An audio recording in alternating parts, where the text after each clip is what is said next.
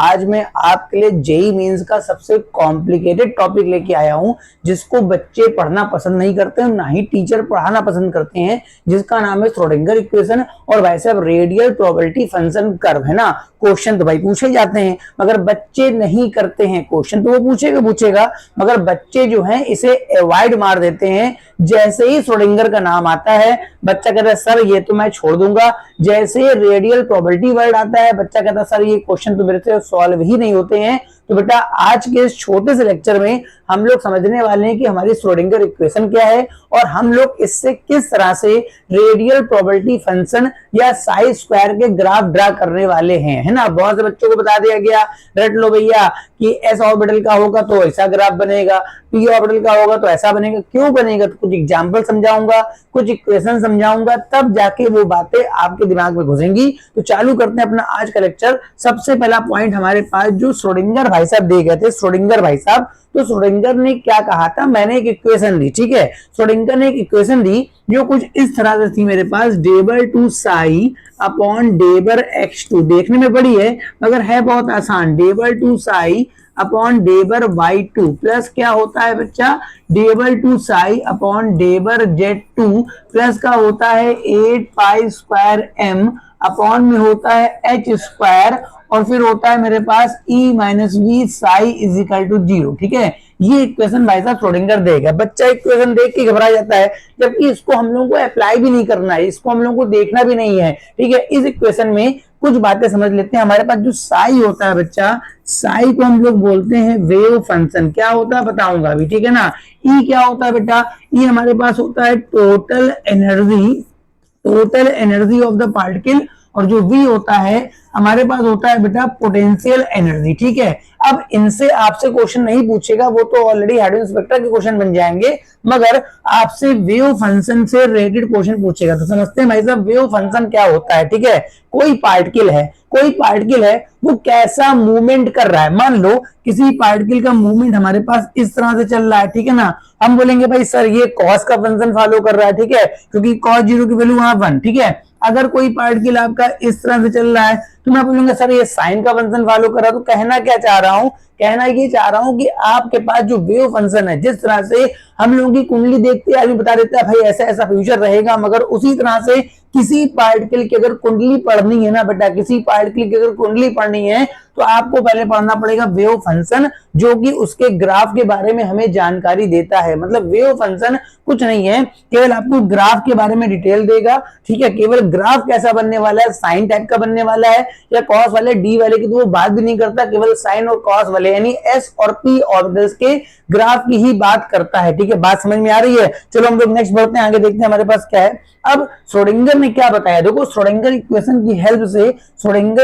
की हेल्प से हम लोग अपने क्वांटम नंबर n निकाल सकते हैं, l निकाल सकते हैं, m निकाल सकते हैं और क्या निकाल सकते हैं, s। मगर ध्यान रखना इसमें जो लास्ट वाला है वो बेटा इससे नहीं निकलता है ना, श्रोडिंगर की हेल्प से। बहुत से बच्चों को यही नहीं पता कि क्वांटम नंबर किसने सॉल्व करके दी है। बेटा क्वांटम नंबर हमारे पास श्रोडिंगर चाचा ने सॉल्व करके दी है, मगर हाँ उसकी हेल्प से n आ जाएगा, l आ जाएगा, m आ जाएगा। ये s वाला काम पाउली का है, s वाला काम किसका है, पाउली का है, ठीक है।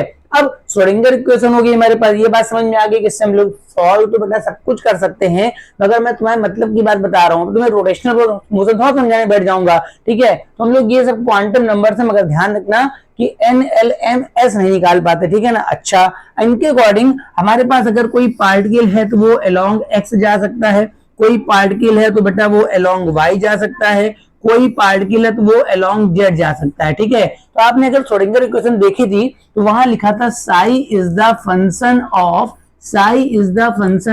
X y and z. ये आपने देखा होगा, psi is the function of x y z. मगर भाई इसमें प्रॉब्लम हो गई। प्रॉब्लम क्या हो गई कि आपका पार्टिकल या तो एक्स में चले, बिल्कुल ऐसे, बिल्कुल है ना, या तो भाई साहब ऐसे वाई में चले, या तो फिर जेड में चले। मगर प्रॉब्लम क्या है सर, पार्टिकल तो सब तरफ चलता है, पार्टिकल तो हर एंगल में चलता है, पार्टिकल तो पूरे स्पेस में चलता है, पार्टिकल तो 3D होता है, वो एक्स वाई जेड के अलावा और भी जगह जा सकता है। मतलब अगर मैं अपनी श्रोडिंगर वाले की बात करूं तो भाई साहब उनके अकॉर्डिंग पार्टिकल चल रहा है एक्स में, पार्टिकल चल रहा है वाई में, पार्टिकल चल रहा है जेड में। तो भैया आगे कहा गया पार्टिकल तो यहाँ बीच में भी कहीं हो सकता है ना। तो हम लोग ये कार्टेशियन कोऑर्डिनेट ना लेकर के लेते हैं पोलर कोऑर्डिनेट। वो क्या होते हैं, psi is the function of r theta and phi, ये होते हैं हमारे पास पोलर कोऑर्डिनेट। यहां पर हम लोग आर क्या है, ये न्यूक्लियस मान लो, ये क्या मान लो बेटा न्यूक्लियस, इससे कितनी दूरी पर हमारा पार्टिकल है, कितने एंगल पर है। तो जब डिस्टेंस वाली बात करेंगे इस न्यूक्लियस से यहाँ पर पार्टिकल है कि यहाँ पर है तो वो आर हो जाएगा। जब एंगल की बात करेंगे तो वो थीटा और फाई हो जाएगा। जैसे मान लो कोई पार्टिकल यहाँ पर है हमारे पास, ठीक है, और ये मैंने डिस्टेंस बनाई, तो ये डिस्टेंस जो होगी ये आर हो गई, ये क्या हो गई आर। इसे हम लोग बोलते हैं बेटा रेडियल डिस्टेंस। अगर कोई पार्टिकल यहां पहुंच गया तो हम बोलेंगे चाचा रेडियल डिस्टेंस बढ़ गई है, और इस रेडियल डिस्टेंस का इस जेड वाले के साथ जो एंगल होता है वो थीटा होता है। अभी मैं इस थीटा की रेंज भी बताऊंगा। इस आपके रेडियल डिस्टेंस का जेड वाले साथ जो एंगल बनेगा उसे मैं थीटा बोलूंगा। सर फाई क्या होता है, मान लो पार्टिकल आपका एक्स वाई प्लेन पर आ गया, पार्टिकल आपका पूरे एक्स वाई प्लेन, जैसे मान लो मैंने एक्स वाई प्लेन ऐसे बना दिया, मान लो मैंने ऐसे एक्स वाई प्लेन बना दिया, ठीक है, यहाँ कई पार्टिकल है, तो ये जो एंगल होता है बेटा ये फाई होता है। क्या होता है, फाई। अब थोड़ा रेंज समझ लेते हैं क्योंकि क्वेश्चन रेंज के भी आते हैं, ठीक है। देखो जो रेडियल डिस्टेंस होती है आर, वो जीरो से लेके इनफाइनाइट तक हो सकती है ना। रेडियल डिस्टेंस कहां से कहां तक हो सकती है बेटा, जीरो से लेकर के इनफाइनाइट तक, पता नहीं कहां तक पार्टिकल चला जाए, ठीक है। आपके पास जो थीटा होता है, थीटा वो ध्यान रखिएगा जीरो टू पाई के बीच घूम सकता है। मतलब ये यहाँ है तो मैक्सिमम यहाँ से यहाँ तक इसका, बस इतना। इसके अपोजिट आप आ जाइए, है ना, ये थीटा जो होता है उसकी रेंज जीरो से पाई होती है। जो फाई होता है, फाई ये क्या बताता है, हमारा एक्स वाई प्लेन में पूरा कितना पार्टिकल घूम सकता है। भाई पूरा तो 360 घूम सकता है ना, तो इसकी रेंज होती है जीरो टू मेरे पास 2 पाई। हो सकता है इतनी बातें आपको क्लियर भाई हो, है ना। तो मेरे पास आर क्या है, थीटा क्या है, फाई क्या है, ये बातें जब तक नहीं आएंगी तब तक आप रेडियल ग्राफ नहीं ड्रा कर पाएंगे। थीटा फाई का तो ज्यादा इस्तेमाल भी नहीं करता वो, थीटा फाई का तो ज्यादा वो इस्तेमाल भी नहीं करता, वो इस्तेमाल करता है मोस्टली अपने रेडियल प्रोबेबिलिटी फंक्शन का। तो अब हमारे पास जो कार्टेशियन में चल रहा था बेटा वो अब चलेगा किसमें, आपका polar coordinate r theta phi. R क्या था, न्यूक्लियस से जितनी दूरी पर होगा उसे रेडियल डिस्टेंस बोलेंगे। उस रेडियल डिस्टेंस के साथ जो जेड के साथ एंगल होगा थीटा होगा। थीटा की रेंज मैंने क्या बताया, जीरो से पाई, क्वेश्चन आ सकता है। आर की रेंज क्या है, जीरो से 20, पता नहीं कहां तक पार्टिकल चला जाए, ठीक है। और फाई की रेंज पाई, मैंने कहा कि भाई साहब पूरे एक्स वाई प्लेन में घूम सकता है तो 360 से ज्यादा नहीं घूम पाएगा, तो वो जीरो से लेकर 2 पाई। इतनी बात समझ में आ रही है, इसको आप फटाफट नोट कर। देखिए इस वाली स्लाइड में मैं आपको समझाऊंगा कि भाई साहब रेडियल वेव फंक्शन क्या होता है फॉर द 1s ऑर्बिटल। ज्यादा नहीं, आपसे 1s 2s या 2p 3p तक का पूछता है, ठीक है। तो देखो बहुत से बच्चे इस इक्वेशन को देखते ही घबरा जाते हैं, सर ये तो मेरे से नहीं हो पाएगा, ठीक है। ये जो इक्वेशन है ये आपको वहां पर लिखनी नहीं, वहां पर वो खुद लिख के देगा। ये जो इक्वेशन है यहाँ पर ये जो पहला वाला होता है 1 लिखा है, ये n हो गया, और जो बाद वाला होता है ये l। इसका मतलब n इजिकल टू मेरे पास 1 है और l इजिकल टू 0, मतलब सीधी सी बात है 1s के लिए हो गया, ठीक है। अब यहाँ पर जो रेडियल हमारे पास वेव फंक्शन है वो r10 ये 1s का है, ठीक है ना। अब इसका ग्राफ ड्रा करना है, क्या ड्रा करना है, ग्राफ, ठीक है। उसको हम लोग रेडियल फंक्शन ग्राफ भी बोलते हैं, ठीक है। तो देखो यहाँ पर हम लोग रेडियल प्रोबेबिलिटी ग्राफ कहते हैं। अगर आपसे कभी कह दे कि प्रोबेबिलिटी निकालनी, क्या निकालनी, प्रोबेबिलिटी। अभी मैंने आपसे कहा था वेव फंक्शन साई होता है, ठीक है। और अगर जब आपको इलेक्ट्रॉन की प्रोबेबिलिटी निकालनी होगी तो आप वहां पर साई स्क्वायर कर देंगे, यानी कि अगर आर की बात हो रही है तो वहां पर आप आर स्क्वायर कर देंगे, ठीक है। क्या कर देंगे बेटा, आर स्क्वायर, ठीक है। साई क्या बताता है, केवल वेव फंक्शन, और साई स्क्वायर क्या बताता है, इलेक्ट्रॉन के पाए जाने की प्रोबेबिलिटी बताता है। इतनी बात क्लियर है। अब यहाँ पर अगर मुझसे कोई ग्राफ पूछेगा इसका, तो मैं यहाँ पर ग्राफ कैसे बनाऊंगा, यहाँ पर लिख लूंगा आर स्क्वायर 1,0। देखो जब तक ये 1,0 यहाँ लिखा हुआ है तब तक यहाँ पर ये 1s को रिप्रेजेंट कर रहा है, ठीक है।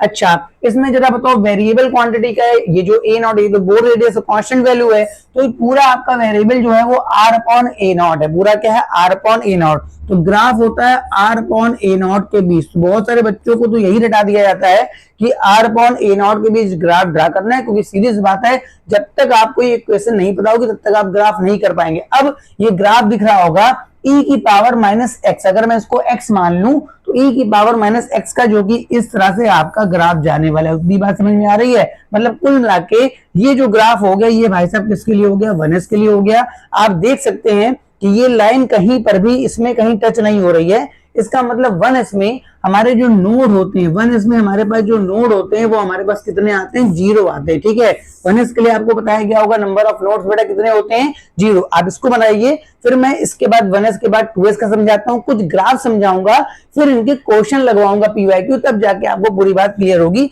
इतना फटाफट। अब देखिए सामने जो मेरे पास लिखा है वो उसमें n इजिकल टू 2 आ गया, मगर l अभी भी 0 है। इसका मतलब ये जो आपकी इक्वेशन लिखी है वो मेरे पास 2s के लिए होगी। किसके लिए होगी, 2s। एक बात बिल्कुल ध्यान रखिएगा, घबराना नहीं है, क्योंकि ये इक्वेशन आपको वहां दी होगी। ठीक है, अब साहब इसका ग्राफ कैसे ड्रा होगा, भाई ग्राफ तो मेरे को रेडियल प्रोबेबिलिटी का ड्रा करना है। किसके बीच, आपका हो गया, अभी मैं r1,0 का ड्रा करके दिखा रहा हूँ, स्क्वायर वाला बाद में ड्रा करेंगे। ठीक है, अब यहाँ पर हम लोग करेंगे, देखिए r अपॉन a है तो 2 तो कांस्टेंट है, तो r अपॉन a नॉट के बीच ही ड्रा कर लिया गया। मगर यहाँ पर अब एक ट्विस्ट आएगा, यहाँ पर देखिए इसके साथ एक टर्म और यहाँ पर लगा हुआ है। ठीक है, इसके साथ ये टर्म और लगा हुआ है। ठीक है, अगर आपको यहाँ ये निकालना है कि यहाँ पर कहीं नोड वो नहीं आ रहा, नोड का मतलब जहां इलेक्ट्रॉन डेंसिटी 0 हो, तो आप इस पूरे r वाले टर्म को 0 के इक्वल करके आप बता सकते हैं कि नोड आने वाला है क्या, मतलब ग्राफ कहीं इस लाइन पे तो टच नहीं करेगा। तो मैंने 2 minus r upon a not को 0 के बराबर कर दिया, तो 2 बराबर r अपॉन a नॉट आ गया। तो r is equal to 2a naught, मतलब 2a नॉट पर आपको कोई नोड मिलेगा, है ना। यहाँ पर 2a नॉट कोई वैल्यू होगी, वहां कोई नोड मिलेगा। और अगर आपको ये निकालना है कि अगर आप इसको भी 0 की इक्वल करेंगे तो वो इनफाइनाइट के बराबर आएगा, मतलब आपका जो ग्राफ खत्म होगा इन्फिनिटी, पता नहीं कहां खत्म होगा, यानी चालू तो यहीं से होगा। क्योंकि देखो चालू कहां से होगा, क्योंकि आपका एक्सपोनेंशियल कर्व ऐसे ही चलेगा, तो ये ऐसे जाएगा, फिर पहले नीचे जाएगा, उसके बाद नीचे से जाके ऐसे यहाँ पर ऐसे खत्म होगा। ठीक है, इसको आप टच नहीं कराएंगे, इसको टच क्यों नहीं कराएंगे, और हाँ इसको क्रॉस भी मत कर लेना, क्योंकि यहाँ पर मेरे पास केवल एक ही नोड आ रहा है, क्योंकि a naught to a naught पर है, तो ये जो डिस्टेंस होगी बेटा ये एक नोड को बता रही है 2a नॉट। हाँ, अगर आप इस जगह पे r स्क्वायर कर देते हैं, अगर आप इस जगह पे r स्क्वायर कर देते हैं भाई साहब, तो वो ग्राफ के जो निगेटिव वाला है ना ये ऊपर हो जाएगा। मतलब ये ग्राफ कैसे बन जाएगा, ये तो ऐसे रहेगा, बस ये चीज जाके ऐसे हो जाएगी। बात समझ में आ रही है, मतलब अगर आप यहाँ पर कर देते हैं r स्क्वायर करके चलते हैं यहाँ पर, ठीक है, साइज स्क्वायर जैसे होता है, तो ये ग्राफ का जो निगेटिव वाला है वो ऊपर आ जाएगा। अब मैं और बता रहा हूं, अगर आपको कभी भी नोड निकालने हो, क्या निकालने हो, नोड, तो जो भी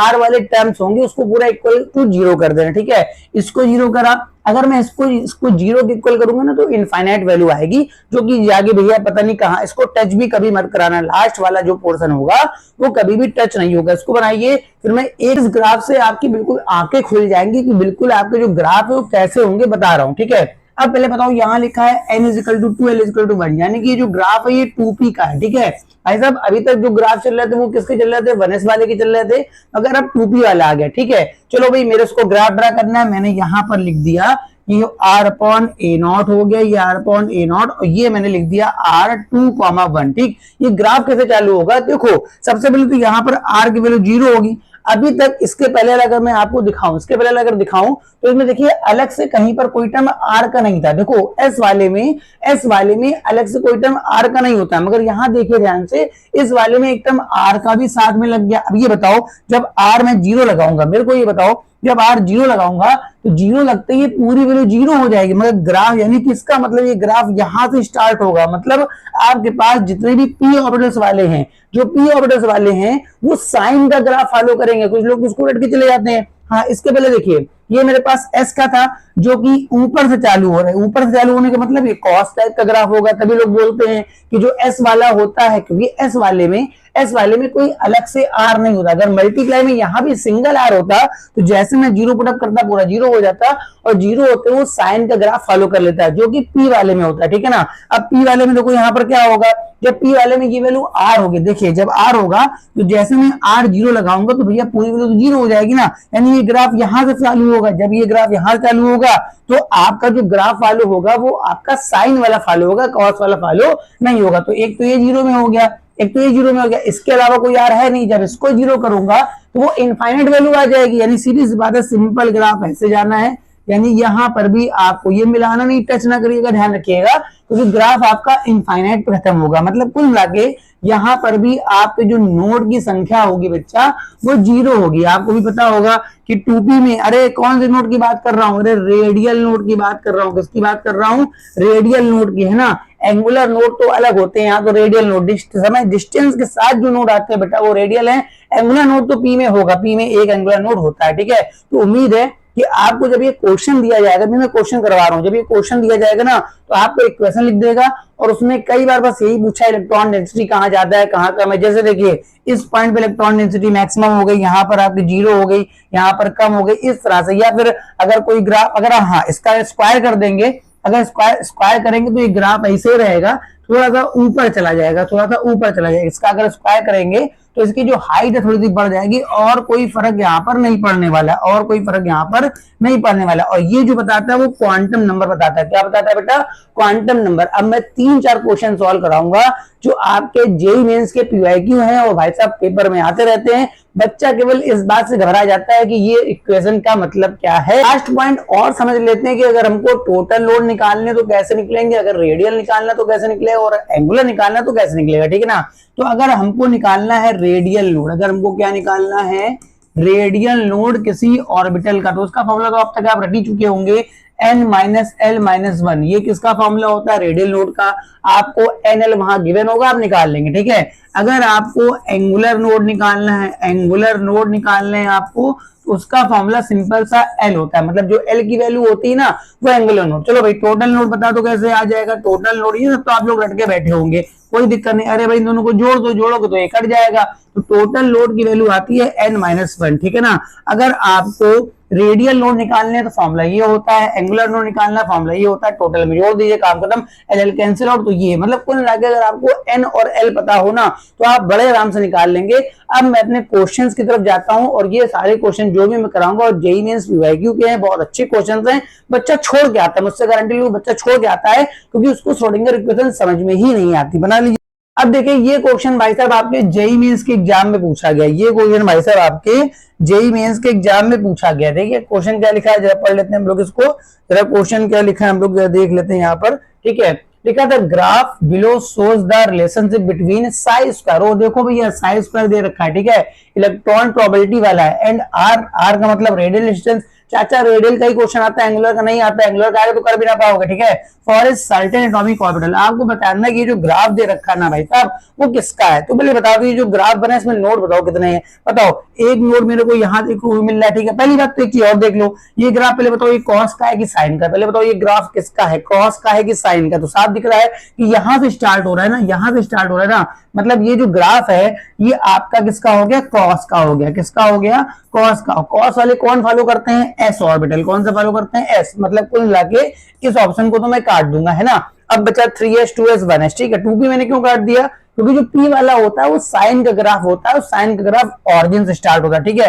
अब मैं क्या करूंगा यहाँ पे इसमें नोड निकाल लूंगा। बताओ यहाँ एक नोड यहाँ पर है, अरे चाचा देखो ये क्या है, ये क्वेश्चन भी लगा है ग्रबा के देहरा, ये चाचा नोड ना काउंट कर लेना, ये जुड़ता नहीं है, ठीक है।